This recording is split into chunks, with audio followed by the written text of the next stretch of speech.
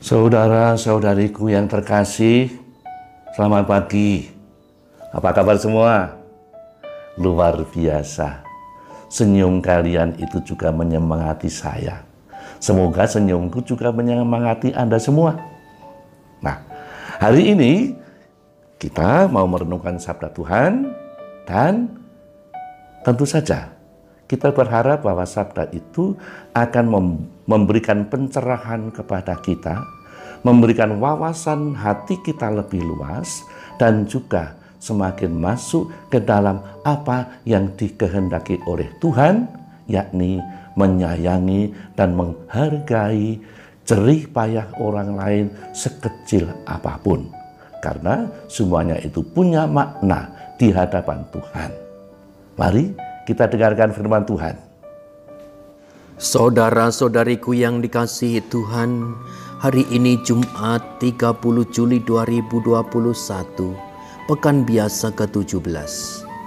Kita akan mendengarkan Injil Suci menurut Matius, bab 13 ayat 54, 55, 56b sampai dengan 58. Pada suatu hari Yesus kembali ke tempat asalnya. Di sana ia mengajar orang di rumah ibadat mereka. Orang-orang takjub dan berkata, "Dari mana diperolehnya hikmat itu? Bukankah dia itu anak tukang kayu? Bukankah ibunya bernama Maria dan saudara-saudaranya Yakobus, Yusuf, Simon dan Yudas? Dari mana diperolehnya semuanya itu?" Lalu mereka kecewa dan menolak dia. Maka Yesus berkata kepada mereka, "Seorang nabi dihormati di mana-mana kecuali di tempat asalnya sendiri dan di rumahnya." Karena ketidakpercayaan mereka itu, maka Yesus tidak mengerjakan banyak mujizat di situ. Demikianlah sabda Tuhan. Terpujilah Kristus. Saudari-saudara, minggu-minggu ini sedang berjalan Olimpiade 2020 di Tokyo. Ada yang senang melihat cabang-cabang olahraga yang dipertandingkan, termasuk saya. Jadi saya ingat beberapa tahun yang lalu itu ada atlet yang berasal dari dusun. Bahkan dia itu tidak sengaja mau menjadi atlet yang menjadi juara dunia, boleh dikatakan. Tapi sungguh-sungguh karena ada pembimbingan, ada suatu motivasi dan suatu tekad yang besar, maka orang yang dari dusun itu, orang kecil itu akhirnya berhasil menjadi juara yang terkenal. Lalu banyak wartawan mewawancarai ini dan itu, dan ada yang menanyakan, kalau nanti kamu dapat duit banyak, ini mau digunakan untuk apa? Hal yang menarik, dia mengatakan, kalau nanti saya banyak duit, saya akan membuat rumah ibu saya itu menjadi pantes. Itu pertama. Kedua, nanti kalau saya ada duit, saya akan membiayai mama saya untuk umroh ke tanah suci. Sesuatu yang sangat luar biasa. Selain juga, dia mengatakan, keberhasilanku ini untuk negeriku tercinta. Saudara sekalian, kita sungguh-sungguh merasa ikut bangga, ikut bersyukur bahwa dari antara orang kecil itu ada yang meletik menjadi cahaya terang untuk memotivasi orang muda yang lain dalam olahraga.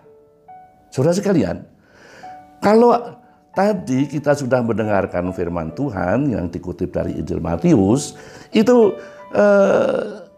ada sesuatu yang barangkali bisa menjadi pembanding. Yesus itu kurang berhasil apa? Dia banyak membuat mukjizat, dia banyak membantu orang miskin, dia dipuji, dikagumi dan sebagainya. Bahkan orang-orang takjub kepadanya termasuk orang-orang dusunnya. Ya, orang-orang yang ada di sekitar dusun itu ikut bangga dan takjub. Tetapi apa yang terjadi? Ada suatu pembalikan kemudian setelah ditelusuri. Oh, Yesus ini hanya anaknya Maria. Oh, Yesus itu hanya anaknya Pak Yusuf si tukang kayu. Oh, si Yesus itu ternyata orang kecil. Nah, ini lalu menghapus semua keberhasilan nama baik, tapi juga dharma bakti yang dilakukan oleh Yesus membantu sekian banyak orang, bahkan juga mengharumkan bangsanya sendiri. Tadi kita melihat bahwa Yesus akhirnya, waduh, nah kalau itu ya enggak pantas bahwa Yesus itu kok bisa berhasil macam itu. Enggak cocok orang dusun kok bisa membawa nama baik itu. Ini mestinya kami yang harus mempunyai kemampuan macam itu, yang harus kami jalankan, yang harus kami peroleh. Pujian dan takjub itu juga mestinya tidak cocok untuk kamu, tetapi untuk kami. Itu orang Farisi dan ahli kitab. Jadi, dia tidak bisa menghargai hasil karya, kebaikan, bahkan hal-hal yang agung dan mulia, mukjizat-mukjizat itu pun itu akhirnya hilang hanya karena mereka melihat siapa Yesus asal usulnya dan orang tuanya.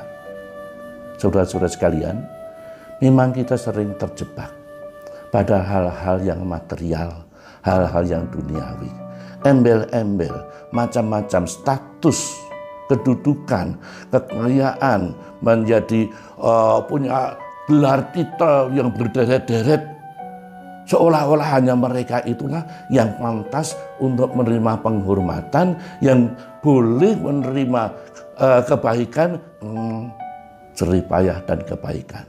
Ketulusan hati orang kecil yang membaktikan hidupnya memang mungkin hanya dalam perkara kecil, tetapi itu dijalankan dengan ketulusan dan keikhlasan hati, dengan kasih yang tulus, itu rasa-rasanya kurang bernilai di hadapan mereka itu. Nah, padahal apakah Tuhan juga begitu? Rasanya tidak. Tuhan justru melihat apa yang ada dalam hati orang. Bukan yang nampak di luar, tetapi yang ada di dalam.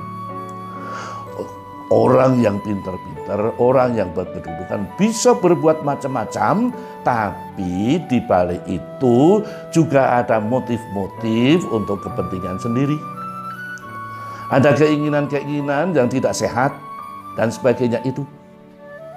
Saya kira kendati bisa bermakna, berkarya besar, tetapi karena dikotori, ditumpangi dengan benalu, pamrih-pamrih yang semacam itu, di hadapan Tuhan justru itu kurang berarti. Tetapi kendati orang kecil, kendati orang sederhana, kendati orang yang tidak terpelajar, tapi melakukan sesuatu yang dengan tulus, dengan kasih yang besar, dengan suatu sikap pengorbanan yang mendasar, Tuhan berkenan. Tuhan melihat hati. Apa yang ada di dalam hati, itulah yang akhirnya digunakan oleh Tuhan. Kalau hatinya bersih, hatinya tulus, hati penuh rasa pengabdian yang mendalam, digunakan oleh Tuhan untuk membawa berkat kepada sesama, membawa sukacita kepada siapapun yang dilayani, sekecil apapun yang dikerjakan, itu di mata Tuhan begitu besar karena ini menjadi kemuliaan baginya. Karena itu saudara sekalian, marilah kita mendengarkan sabda Tuhan itu dengan hati yang terbuka. Semoga kita disadarkan, iya ya, Tuhan itu bukan melihat dan menghargai yang luaran, tetapi sungguh-sungguh isi hati yang tulus dan mulia. Semoga kita juga berani berbakti, melakukan sesuatu secara sungguh-sungguh, tulus, dan jujur, supaya ini menjadi berkat bagi sesama, dan tentu saja arahnya adalah semoga Tuhan dimuliakan dan akhirnya Tuhan memberkati kita semua. Amin.